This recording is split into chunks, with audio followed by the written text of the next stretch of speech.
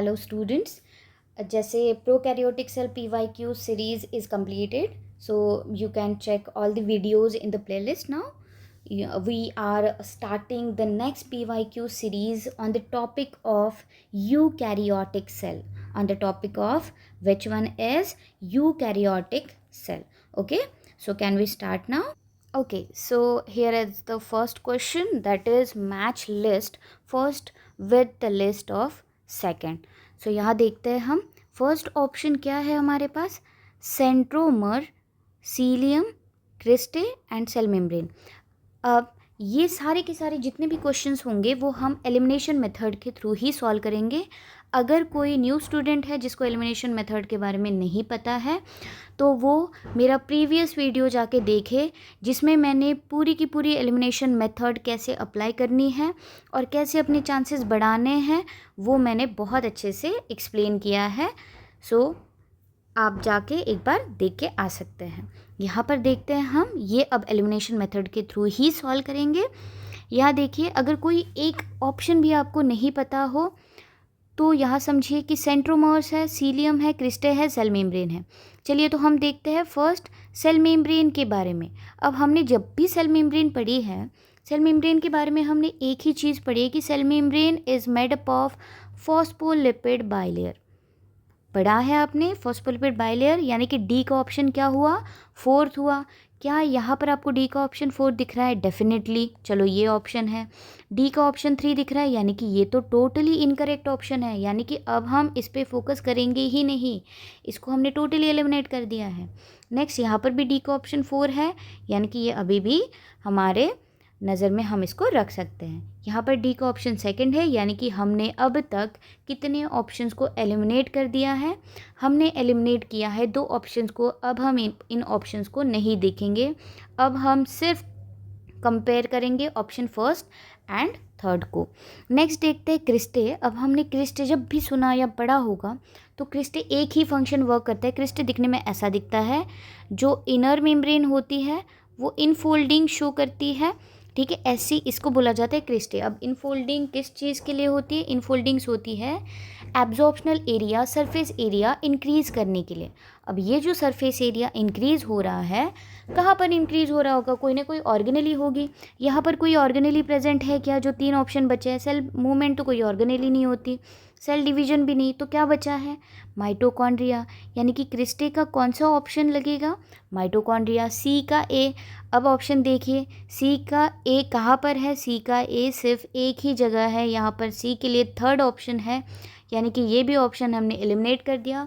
सिर्फ 2 स्टेप में हमने इसका आंसर निकाला है, तो इसका आंसर क्या है? Option A. चलिए क्रॉस वेरीफाई करते हैं। सेंट्रोमेर जो है ये सी से, हर एक वीडियो में मैं बताती हूँ, जितनी भी ट्रिक्स होती है हर एक वीडियो में बताती हूँ। सी से सेंट्रोमर, सी से cell division. So centromere is match with cell division. So A का ऑप्शन क्या आएगा?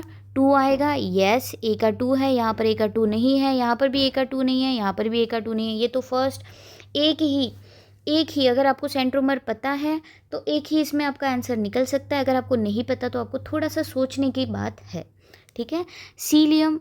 अब सीलिया जो है, ये सीलिया हमेशा सेल मूवमेंट में ही हेल्प करती है। ये जो सेल मूवमेंट हो रही है, सेल मूवमेंट देखते हैं।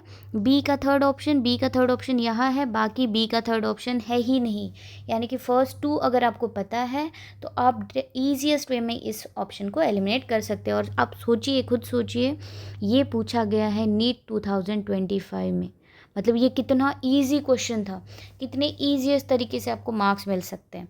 नेक्स्ट ऑप्शन पे चलते हैं हम। नेक्स्ट ऑप्शन में अब जब भी आप ऐसे क्वेश्चन सॉल्व करते हो ना, तो आपको इस पे फोकस करना है कि क्वेश्चन में क्या पूछा गया है। From the statement given below choose the correct option. अब ऐसे जब भी दिखता है आपको तो इसके नीचे अंडरलाइन ज़रूर कीजिएगा, क्योंकि कभी कभार ऐसा होता है कि जब हम ऑप्शन पढ़ने जाते हैं तो हमें सारे के सारे ऑप्शंस, हमें ऐसा लगता है कि सारे ऑप्शंस ही करेक्ट होंगे, बट ऐसा नहीं होता है। इसीलिए हमें फोकस इस चीज़ पे करना है कि ये जो ऑप्शंस है या फिर ये जो क्वेश्चन है इसके नीचे करेक्ट ऑप्शन लिखा है या इनकरेक्ट लिखा है वो हमें अंडरलाइन करना है। चलिए तो ऑप्शंस पे ध्यान देते हैं। ओके, इसके नीचे ऑप्शंस लिखे नहीं हैं, तो मैं इसके नीचे ऑप्शंस लिख देती हूँ ताकि आपको इजी हो इसको आइडेंटिफाई करने के लिए। तो फर्स्ट को ऐसे याद रखिए कि इसमें ऑप्शन ए, बी एंड सी पूछा गया है। सेकंड में पूछा गया है ए, बी एंड डी। थर्ड में पूछा गया है ए, बी, ई। नेक्स्ट फोर्थ में पूछा गया है बी, डी, ई। चलिए इसको अब हम देखते हैं कि कौन सा ऑप्शन करेक्ट होगा, ठीक है। और बहुत सारी ट्रिक्स भी पढ़ेंगे हम इसके साथ ही। तो क्वेश्चन में करेक्ट ऑप्शन ढूंढना है। पूछा क्या गया है विद इन अ सेकेंड, अगर आप इसको थोड़ा सा स्कैन करते हो तो इसमें मुझे 80s, 70s, 50, 30, 70, 20 एस पूछा गया है, यानी कि किस चीज़ की वैल्यू पूछी गई है, राइबोसोम्स की वैल्यू पूछी गई है। अब राइबोसोमल वैल्यू अगर आपको जाननी है तो इसके लिए एक छोटी सी ट्रिक है जो हमेशा काम करती है और हमेशा काम करती रहेगी। ये याद रखिए कि एक होती है प्रोकैरियोटिक सेल, एक होती है यूकैरियोटिक सेल, ठीक है। अब आपको इसकी एक ही वैल्यू याद रखनी है। प्रोकैरियोटिक सेल में 30 याद रखिएगा, एक वैल्यू होती है जो लोवेस्ट वैल्यू होती है। प्रोकैरियोटिक सेल मैंने ऊपर ही क्यों लिखा है, क्योंकि सबसे पहले प्रोकैरियोटिक सेल ही आई, इसलिए मैंने अपर रीजन पे दिया। प्रोकैरियोटिक सेल की वैल्यू 30, उसके बाद 40, then 50, then 60, then 70 and then 80, ठीक है। इन दोनों को जब आप प्लस करोगे तो वैल्यू क्या आएगी, ये वैल्यू आएगी 70 एंड 80, ठीक है। अगर आप फर्स्ट टाइम देख रहे हो तो राइबोसोमल वैल्यू ऐसी ही कैलकुलेट होती है। आप ये नहीं बोल सकते कमेंट बॉक्स में कि मैम 50 + 30 तो 80 होता है, मैम को इतना भी मैथ्स नहीं आता, मैम ने तो 70 लिख दिया है। ऐसा नहीं होता है। जब राइबोसोम प्रॉपर स्ट्रक्चर में पढ़ाऊँगी तो आपको ये डेफिनेटली क्लियर करवा दूँगी कि ये 70 एंड ये 80 एस ही क्यों आता है, ठीक है। अभी फ़िलहाल के लिए इतना काफ़ी है, आपको याद ये रखना है 30, 40, 50, 60, 70, 80 एग्जैक्टली सीक्वेंस वाइज। चलिए अब देखते हैं हम क्या पूछा गया है। The eukaryotic ribosome are 80s। Eukaryotic ribosome 80s है, हाँ डेफिनेटली है। Next prokaryotic ribosome are 70s, ये भी डेफिनेटली है। प्रोकैरियोटिक राइबोसोम 70s है, यानी कि ए ऑप्शन करेक्ट है। अब देखिए यहाँ पर भी ए है, यहाँ पर भी ए है, यहाँ पर भी ए है, यहाँ पर ए नहीं है, यानी कि इस ऑप्शन को हम क्या कर देंगे, इस ऑप्शन को हम एलिमिनेट कर देंगे। अब सिर्फ 3 ऑप्शन के टूवर्ड्स देखेंगे। Second option, each ribosome has 2 सब यूनिट, डेफिनेटली 2 सब यूनिट है। अब इस ऑप्शन को हमें देखने की भी ज़रूरत नहीं थी, जैसे हमने अपर रीजन में किया था। यहाँ पर भी बी है, यहाँ पर भी बी है और यहाँ पर भी बी है, यानी कि ये डेफिनेटली करेक्ट होगा। नेक्स्ट ऑप्शन पे चलते हैं। The 2 subunit of 80s, 80s के बारे में पूछा है, आर 60 एंड 40। क्या ये 60 है, क्या ये 40 है, डेफिनेटली ये 60 एंड 40 है। वाइल दैट ऑफ 70, 70s के बारे में, क्या ये 50 एंड 30 है, येस ये 50 भी है, ये 30 भी है, यानी कि ऑप्शन सी इज़ करेक्ट। अब सी कौन सी इसमें है, सिर्फ एक ही इसमें है, ठीक है। अभी हमारा आंसर आ चुका है क्योंकि already A option is correct है, बी ऑप्शन सभी में करेक्ट है एंड सी ऑप्शन ऑलरेडी हम निकाल चुके हैं। यहाँ पर एक और ऑप्शन की जगह नहीं है, इसका मतलब यहाँ पर भी हमने विद इन 2 to 3 स्टेप्स के अंदर ही हमने उसका आंसर निकाल दिया है। बट अगर आपको क्रॉस वेरीफाई करना है तो आप ऐसे कर सकते हैं। देखिए, the 2 subunit of 80s ribosome are 60 and 20। 80s ribosome के बारे में 60 वैल्यू तो है, पर क्या 20 वैल्यू है, बिल्कुल भी नहीं। 20 की जगह कौन सी वैल्यू है, यहाँ पर है 40 वैल्यू, यानी कि डी ऑप्शन इनकरेक्ट हुआ। यहाँ पर डी ऑप्शन है, ये वैसे भी एलिमिनेट कर देंगे। नेक्स्ट पूछा गया 80s की वैल्यू 60 एंड 30 है क्या, 60 एंड 30 नहीं, 60 एंड 40 है, यानी कि ये भी ऑप्शन एलिमिनेट हुआ। बचा कौन सा, option A, B and C is the correct, ठीक है। नेक्स्ट क्वेश्चन पे चलते हैं। हर एक क्वेश्चन में एलिमिनेशन मेथड ही यूज़ करेंगे, बट कुछ क्वेश्चन ऐसे होंगे जो डायरेक्टली पूछे जाएंगे, उसमें एलिमिनेशन मेथड हम यूज़ नहीं कर सकते, ठीक है। Next question, the DNA present in chloroplast. अब बायोसिम्बायोटिक थ्योरी आपने पढ़ी है। बायोसिम्बायोटिक थ्योरी अगर आपने पढ़ी होगी तो बैक्टीरियल डीएनए जो होता है वही बैक्टीरियल डीएनए भी हमारे यूकैरियोटिक सेल के 2 ऑर्गेनेलीज के अंदर भी पाया जाता है। अब कौन सी 2 ऑर्गेनेलीज है, आपको याद है क्या? एक ऑर्गेनेली तो यहीं पर लिखी है, पर दूसरी ऑर्गेनेली है जिसको हम पावर हाउस बोलते हैं, दैट इज़ माइटोकॉन्ड्रिया, ठीक है, दैट इज़ माइटोकॉन्ड्रिया। माइटोकॉन्ड्रिया। अब देखते हैं DNA is present in chloroplast पूछा गया। अब क्लोरोप्लास्ट एंड माइटोकॉन्ड्रिया के पास कौन सा डीएनए होता है? लीनियर डबल स्टैंडर्ड, बिल्कुल भी नहीं। लीनियर, लगता है आपको लीनियर डबल स्टैंडर्ड नहीं होगा? क्या सर्कुलर डबल स्टैंडर्ड डीएनए होगा? क्या सिंगल स्टैंडर्ड डीएनए होगा? या फिर क्या सर्कुलर सिंगल स्टैंडर्ड डीएनए होगा? यहाँ पर प्रेजेंट होता है सर्कुलर डबल स्टैंडर्ड डीएनए, यानी कि यहाँ पर लीनियर डीएनए प्रेजेंट नहीं होता है। डबल स्टैंडर्ड तो डेफिनेटली प्रेजेंट होता है, सिंगल स्टैंडर्ड बिल्कुल भी नहीं, सिंगल स्टैंडर्ड बिल्कुल भी नहीं। यहाँ होता है सर्कुलर डबल स्टैंडर्ड डीएनए। ठीक है, नेक्स्ट क्वेश्चन पे चलते हैं हम। Match the following column and select the correct option. अब इसमें भी हम एलिमिनेशन मेथड यूज़ करेंगे। फर्स्ट ऑप्शन है हमारा स्मूथ एंडोप्लाज्मिक रेटिकुलम। अब smooth and rough endoplasmic reticulum हम डिफरेंस ही कैसे क्रिएट करते हैं? ऐसा एंडोप्लाज्मिक रेटिकुलम जिसके ऊपर राइबोसोम का प्रेजेंस हो, ठीक है, by the help of ribophorin protein.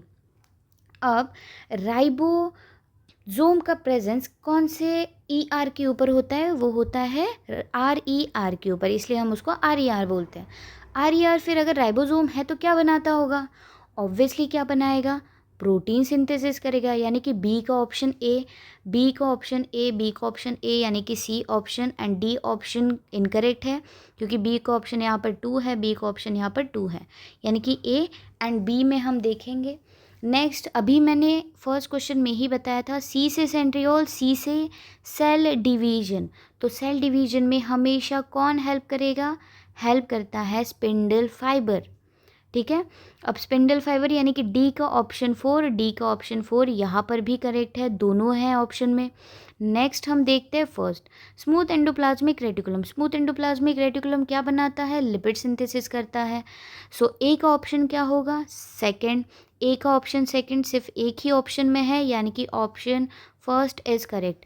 अब देखिए, smooth endoplasmic reticulum lipid synthesis, rough endoplasmic reticulum protein synthesis, Golgi complex glycosylation and centriole spindle formation help in cell division. ठीक है, यहाँ पर हर एक ऑर्गेनेलीज मैंने ऐड करके रखी है।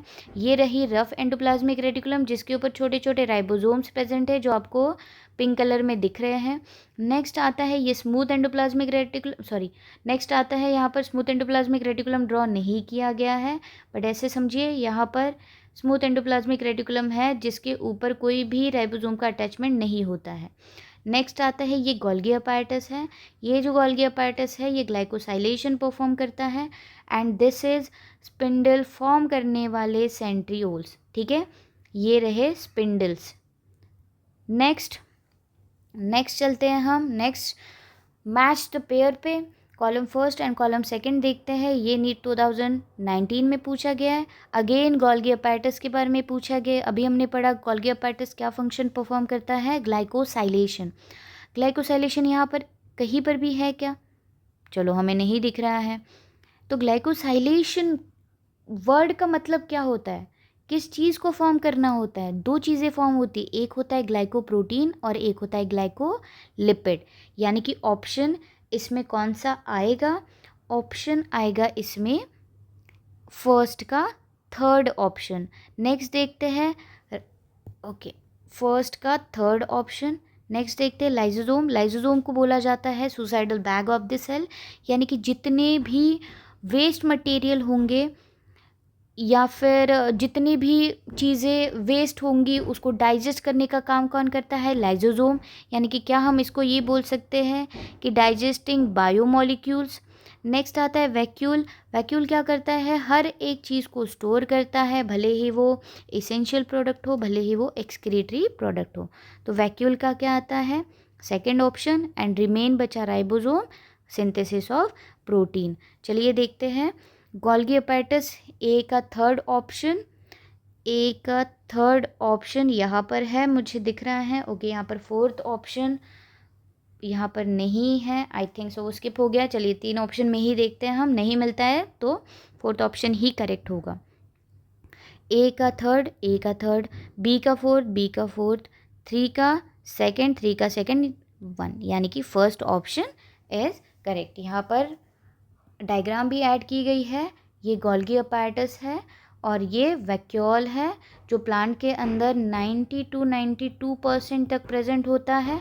और ये है लाइजोजोम जिसके पास हाइड्रोलिटिक एंजाइम प्रेजेंट होते हैं जो हर किसी को जाके डाइजेस्ट कर सकता है, इनगल्फ कर सकता है।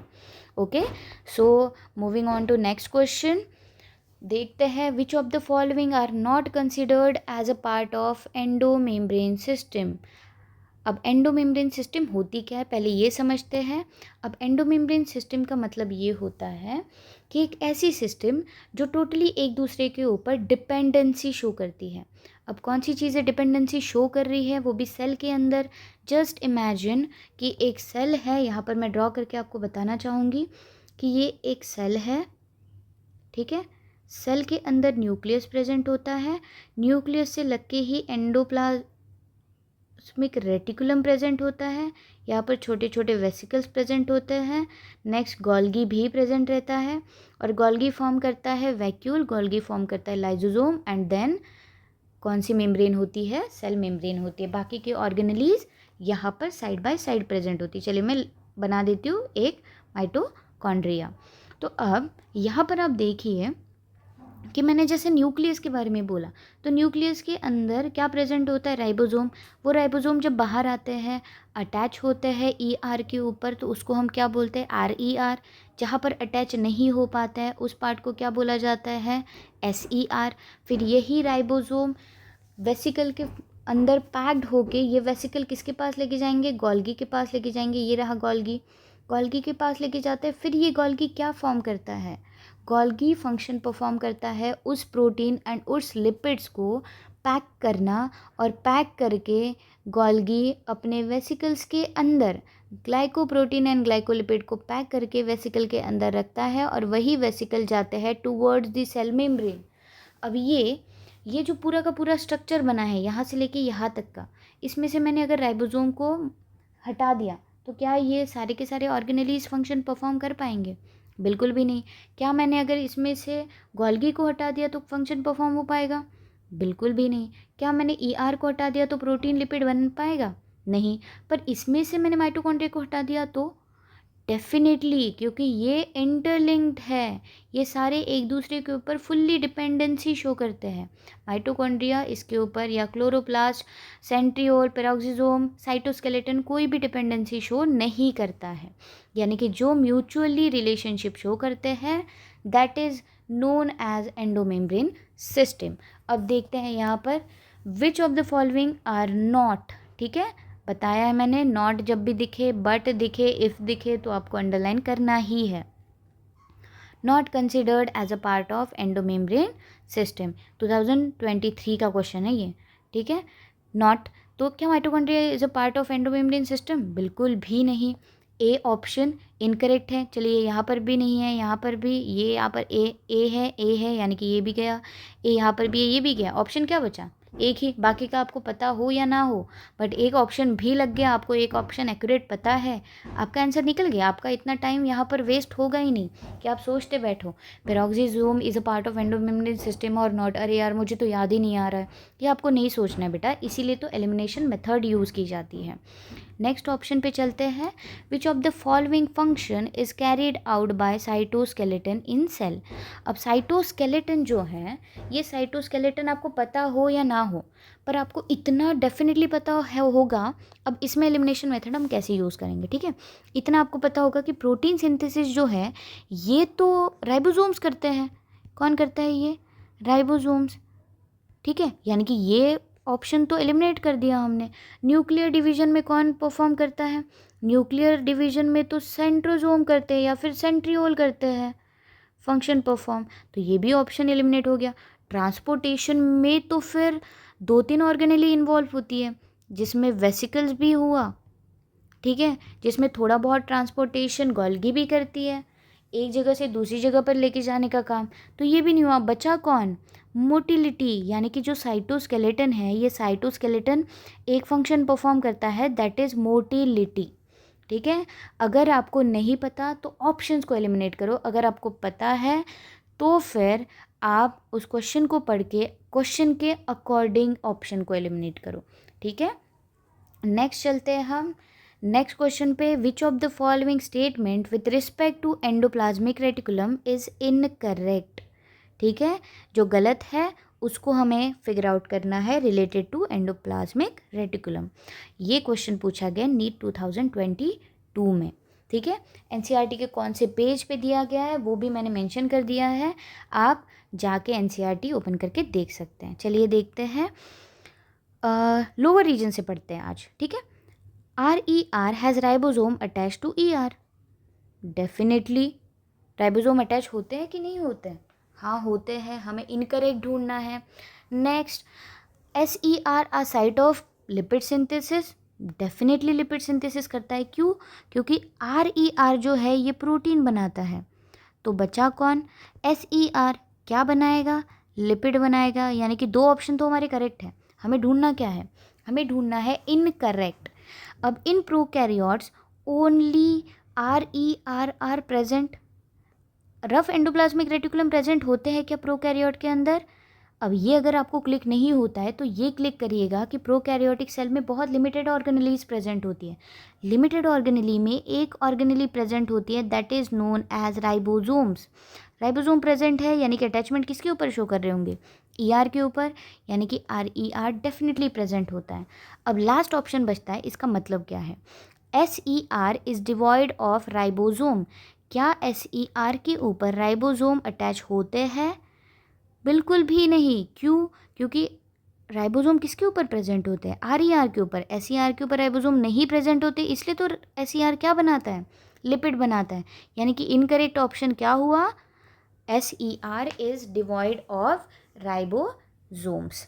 नेक्स्ट क्वेश्चन पे चलते हैं हम। यहाँ एक और बार क्वेश्चन पूछा गया है इन द ईयर ऑफ 2021, यानी कि अब आप इम्पोर्टेंस समझ सकते हो कि आपको PYQ सॉल्व करने की कितनी ज़्यादा ज़रूरत है, कितनी ज़्यादा। अभी के अभी देखिए, ये सेकंड क्वेश्चन है एंडोमेम्ब्रेन सिस्टम का, और इसके पहले हमने ER से रिलेटेड कितने सारे क्वेश्चन सॉल्व कर चुके हैं, राइबोसोम से रिलेटेड कितने सारे क्वेश्चन सॉल्व कर चुके हैं, ठीक है। नेक्स्ट क्वेश्चन देखते हैं। The organelles that are included in endomembrane system are. कौन सी ऑर्गेनेलीज एंडोमेम्ब्रेन सिस्टम का पार्ट है? चले एलिमिनेट करते हैं। यहाँ पर माइटोकॉन्ड्रिया दिख रहा है, mitochondria is not a part of endomembrane system, अभी मैंने बताया। यहाँ पर भी माइटोकॉन्ड्रिया, एलिमिनेट करते हैं। यहाँ पर माइटोकॉन्ड्रिया दिख रहा है क्या? नहीं।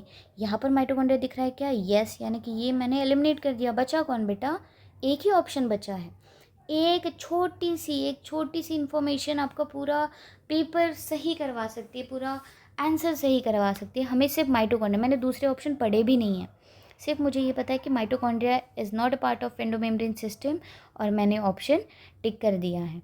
नेक्स्ट इस पे चलते हैं हम।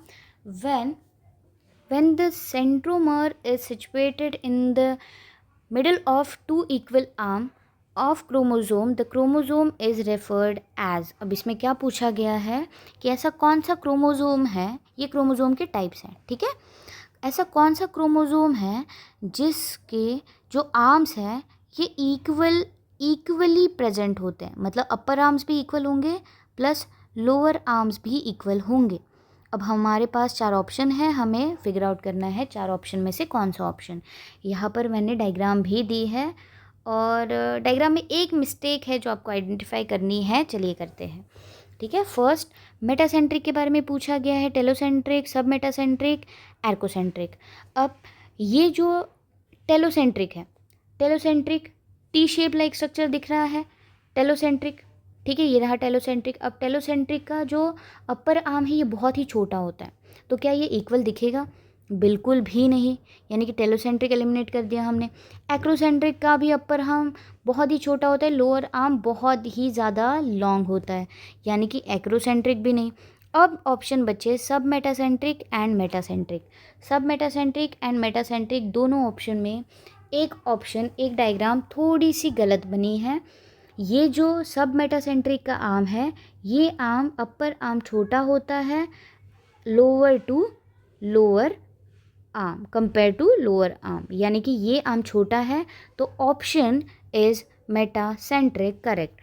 मेटासेंट्रिक जो है, मेटासेंट्रिक का upper arm and lower arm दोनों के दोनों सेम ही होते हैं जैसा यहाँ पर पूछा गया, equal arm of chromosome. Option correct option is metacentric. Next option पे चलते हैं हम, नेक्स्ट क्वेश्चन पे चलते हैं हम। विच of the following statement about inclusion bodies is incorrect. अब इंक्लूजन बॉडीज क्या होता है, पहले ये आपको जानने की ज़रूरत है। Inclusion bodies are not involve in ingestion of food particle. ये जो इंक्लूजन बॉडीज़ हैं ये किसी भी फूड पार्टिकल को इंजेस्ट करने के लिए इन्वॉल्व नहीं होती है। इनकरेक्ट पूछा गया है, जो मैंने अभी स्टेटमेंट यूज़ किया उसी में उसका आंसर है, पर फिर भी हम क्रॉस वेरीफाई करेंगे। ठीक है, इसमें क्या बोला गया है, they are not bound by any membrane. Exactly, कोई भी मेम्ब्रेन से वो बाउंड नहीं होती है, नॉट मेम्ब्रेन बाउंड है। They represent reserve material in cytoplasm. Cytoplasm के अंदर जितना भी रिजर्व मटेरियल होगा उस रिजर्व मटेरियल को स्टोर करने का काम कौन करती है, इंक्लूजन बॉडीज़ करती है। They lie free in cytoplasm, freely move करती है, फ्रीली वहाँ पर रहती है, कहाँ पर, साइटोप्लाज्म के अंदर, यानी कि ये भी करेक्ट है। इनकरेक्ट क्या है, these are involve in ingestion of food particle. Ingestion food particle को इंजेस्ट करने में ये हेल्प नहीं करती है, इसीलिए ये ऑप्शन क्या हो गया हमारा, इनकरेक्ट हो गया है। नेक्स्ट क्वेश्चन पे चलते हैं। नेक्स्ट क्वेश्चन है, the biosynthesis of ribosomal RNA occurs in. अब पूछा क्या गया है कि जो बायोसिंथेसिस हो रहा है राइबोसोमल आरएनए में, वो राइबोसोमल आरएनए में कहाँ पर हो रहा है, कौन से साइड पे हो रहा है। तो आरएनए पूछा गया है प्लस राइबोसोमल आरएनए पूछा गया है, तो थोड़ा सा दिमाग लगाते हैं। राइबोसोमल आरएनए राइबोसोम में प्रेजेंट होगा क्या, बिल्कुल भी नहीं। ठीक है, गोल्गी अपैरेटस में प्रेजेंट होगा क्या, राइबोसोम गोल्गी अपैरेटस में प्रेजेंट हो सकता है, नहीं। क्या माइक्रोबॉडी से रिलेटेड कोई राइबोसोम होता है, नहीं। यानी कि ऑप्शन क्या बचा है, न्यूक्लियोलस। यानी कि ये अगर न्यूक्लियस है तो न्यूक्लियस के अंदर एक और स्ट्रक्चर प्रेजेंट होता है जहाँ पर राइबोसोम सिंथेसिस होते हैं, और वही कौन से स्ट्रक्चर में सिंथेसिस होंगे, राइबोसोमल आरएनए के सिंथेसिस में स्ट्रक्चर होंगे। तो ऑप्शन है न्यूक्लियोलस। ठीक है, नेक्स्ट क्वेश्चन पे चलते हैं हम। विच of the following is the important site of formation of glycoprotein and glycolipid. ये भी मैंने पढ़ाते टाइम अभी बताया है मैंने, ग्लाइकोप्रोटीन एंड ग्लाइकोलिपिड कहाँ पर बनता है। ठीक है, और वो भी कौन से सेल में पूछा गया है, यूकैरियोटिक सेल में पूछा गया है। क्या ये ग्लाइकोप्रोटीन ग्लाइकोलिपिड जो है पेरोक्सिसोम में बनता है, नहीं। क्या ये एंडोप्लाज्मिक रेटिकुलम में बनता है, नहीं। बट इसके प्रोडक्ट ज़रूर बनते हैं कि वो प्रोटीन बनाते हैं और वो लिपिड बनाते हैं। कौन बनाता है, ER में दो structure, RER and SER। RER क्या बनाएगा, RER बनाएगा प्रोटीन एंड SER सिंथेसिस करेगा लिपिड्स का। ठीक है, पॉलीजोम not a part of endomembrane system or not a part of formation of glycoprotein and glycolipids, so remain option is Golgi body। Golgi body जैसे endoplasmic reticulum है तो endoplasmic reticulum से vesicles, यहाँ पर एंडोप्लाज्मिक रेटिकुलम है, endoplasmic reticulum से vesicles आएंगे, ये वेसिकल प्रोटीन एंड लिपिड को लेके आएंगे और ये प्रोटीन एंड लिपिड सबमर्ज हो जाएगा गोल्गी बॉडी के अंदर। गोल्गी बॉडी उस प्रोटीन एंड लिपिड को पैक करेगी in the form of glucose. तो ग्लूकोज के साथ प्रोटीन जब बाइंड करता है तो क्या बनाता है, ग्लाइकोप्रोटीन। ग्लूकोज जब लिपिड के साथ बाइंड करता है क्या बनाता है, glycolipid. Next question and last question आज के लिए। सारे जितने भी क्वेश्चन बचे होंगे वो सेकेंड सीरीज में आएंगे। क्वेश्चन देखते हैं, which of the following cell organelle is present in the highest number in secretory cell. अब सेक्रेटरी सेल क्या होती है, सेक्रेटरी सेल मतलब होता है कि ऐसी सेल जो कुछ ना कुछ सिक्रीशन शो कर रही होगी। अब कुछ ना कुछ सिक्रीशन शो कर रही है तो कौन सी चीज़ का सिक्रीशन शो कर रही होगी, या फिर कौन से ऑर्गेनेली में वो सबसे ज़्यादा प्रेजेंट होती होगी। क्या माइटोकॉन्ड्रिया कोई सिक्रीशन शो करती है, बिल्कुल भी नहीं। क्या लाइसोसोम कोई सिक्रीशन शो करता है, हाँ, हाइड्रोलिटिक एंजाइम का सिक्रीशन शो करता है। क्या एंडोप्लाज्मिक रेटिकुलम कोई सिक्रीशन शो करता है, नहीं। क्या गोल्गी कॉम्प्लेक्स कोई सिक्रीशन शो करता है, हो सकता है क्या ऐसा? आप सोचिए कि ये जो गोल्गी कॉम्प्लेक्स है, ये गोल्गी कॉम्प्लेक्स मॉडिफिकेशन भी परफॉर्म कर रहा है, सॉर्टिंग भी कर रहा है, पैकेजिंग भी कर रहा है, कुछ प्रोटीन का सिक्रीशन भी कर रहा है।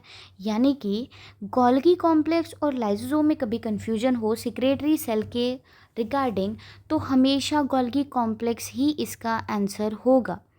लाइसोसोम सिक्रेटरी सेल नहीं है। लाइसोसोम अपने पास जितने भी हाइड्रोलिटिक एंजाइम है वो अपने पास रखता है। फिर हाइड्रोलिटिक एंजाइम जो है वो ऑर्गेनेली अगर डैमेज हो चुके हैं तो ऑर्गेनेली के पास जाएगा और उस ऑर्गेनेली को इनगल्फ करेगा, और वो ऑर्गेनेली के जितने भी पार्ट्स होंगे वो उसके बॉडी में जाएंगे और पूरे के पूरे हाइड्रोलिटिक एंजाइम उसके ऊपर ऐड करेंगे और उसको डिसअपियर कर देंगे। बट कौन सा ऑप्शन हमारा बचता है? दैट इज़ गोल्गी कॉम्प्लेक्स, जो secretory cell higher in number present होती है गोल्गी कॉम्प्लेक्स के अंदर। ये क्वेश्चन पूछा गया था नीट 2021 में। So thank you so much. Next part जब भी आएगा तो 15 से आगे के जितने भी क्वेश्चंस होंगे वो पढ़ाए जाएंगे, वो आपको एक्सप्लेन किए जाएंगे। ऐसे सिर्फ यूकैरियोटिक सेल के ऊपर हंड्रेड्स ऑफ क्वेश्चन प्रेजेंट है और पूरी सीरीज़ कंप्लीट होगी बहुत ही जल्दी। Thank you so much.